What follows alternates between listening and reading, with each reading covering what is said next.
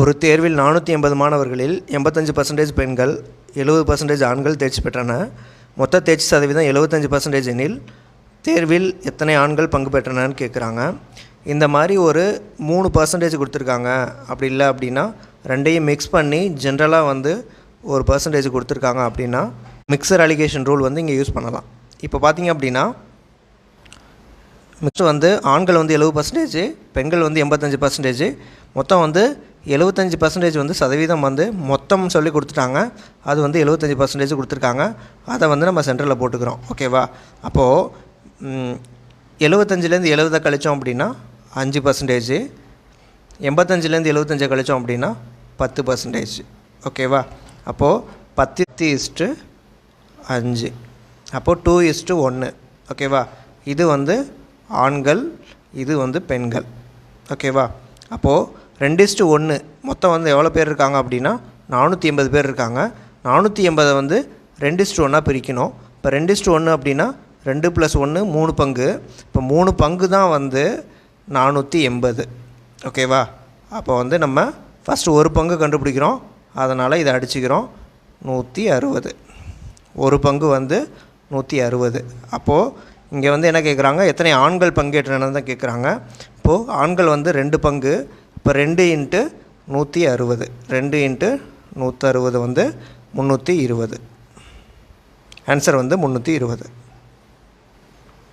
இந்த சம் பார்த்தோம் அப்படின்னா a merchant has 1000 kg of sugar, part of which he sells at 8% profit, the rest at 18% profit. He gains 14% on the whole. The quantity sold at 18% எவ்வளோன்னு கேட்குறாங்க. அதாவது 1000 kilo sugar இருக்குது.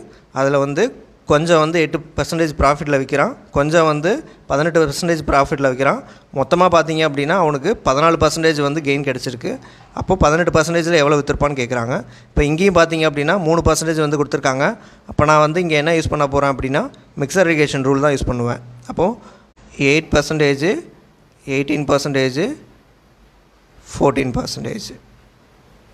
இதுக்கும் இப்போ 14ல் 8 போயிடுச்சு அப்படின்னா 6, 18ல் 14 போயிடுச்சு அப்படின்னா 4. அப்போ 4:6. 4:6. 4:6 அப்படின்னா 2:3. ஓகேவா?